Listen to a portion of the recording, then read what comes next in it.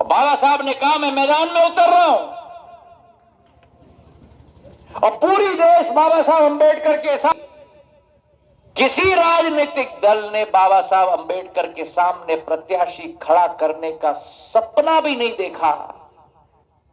केवल एक राजनीतिक दल ने प्रत्याशी खड़ा करा, वो कांग्रेस पार्टी ने बाबा साहब अंबेडकर के सामने प्रत्याशी खड़ा करके बाबा साहब अंबेडकर को हराने का काम कांग्रेस पार्टी ने किया।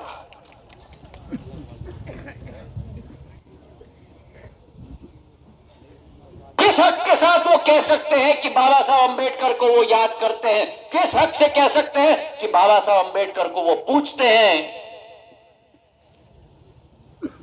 अगर बाबा साहब अंबेडकर को भारत रत्न जो उनका हक था उससे नवाजा गया, तो वो तब नवाजा गया जब अटल बिहारी वाजपेयी जी ने मांग रखी।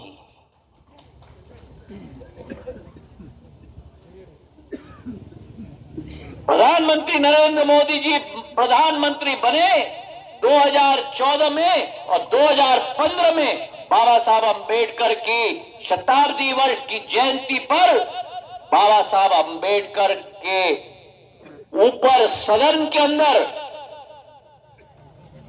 संविधान दिवस के रूप में बाबा साहब अंबेडकर की जयंती संसद के अंदर मनाई गई प्रधानमंत्री नरेंद्र मोदी जी के द्वारा।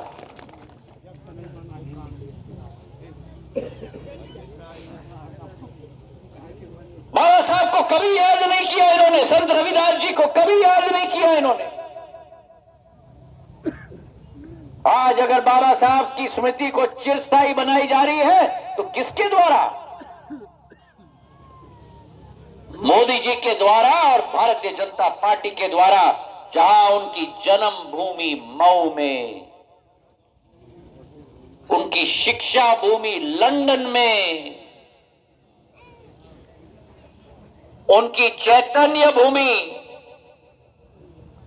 उनकी महापरिनिर्वाण भूमि दिल्ली में, उनकी दीक्षा भूमि नागपुर में, पांचों जगह तीर्थ स्थान के रूप में मंदिर का निर्माण किया जा रहा है। मेरे भाई और बहनों, कांग्रेस ने तो बाबा साहब की स्मृति को दफना के छोड़ दिया था।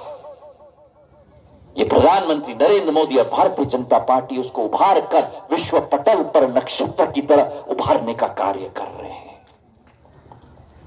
मैंने जाके देखा है मुंबई में, शायद आप में से किसी ने नहीं देखा। जो मुंबई में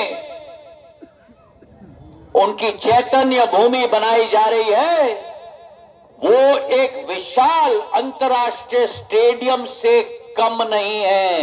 वर्ली में जहां जमीन के दाम आसमान के हैं, वहां 15 एकड़ की भूमि में उनके लिए मंदिर बनाया जा रहा है।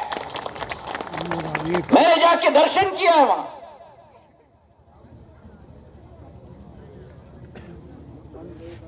आज आदिवासी समाज के भगवान बिरसा मुंडा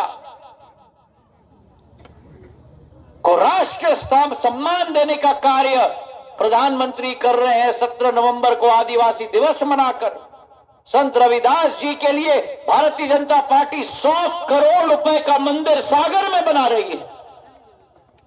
बाबा साहब अंबेडकर के लिए मैं अंबेडकर स्मारक डबरा में 84 गांव के पास 35 करोड़ रुपए का स्मारक मैं बना रहा हूं।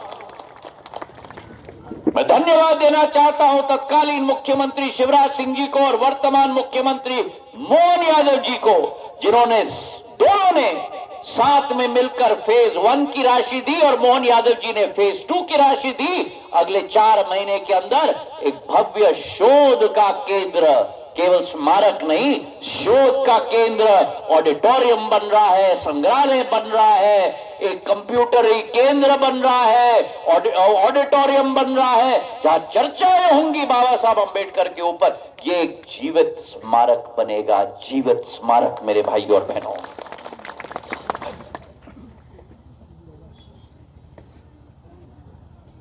पहचानना होगा कि कौन हमारे समाज के हित में कार्य कर रहा है। अगर इस देश के एक एक मानवी को आगे बढ़ाने का कार्य अगर कोई कर रहा है तो प्रधानमंत्री नरेंद्र मोदी जी कर रहे हैं। एक एक महिला को उज्ज्वला योजना देकर किसी ने नहीं सोचा ग्रामीण अंचल की महिलाओं के बारे में जो लकड़ी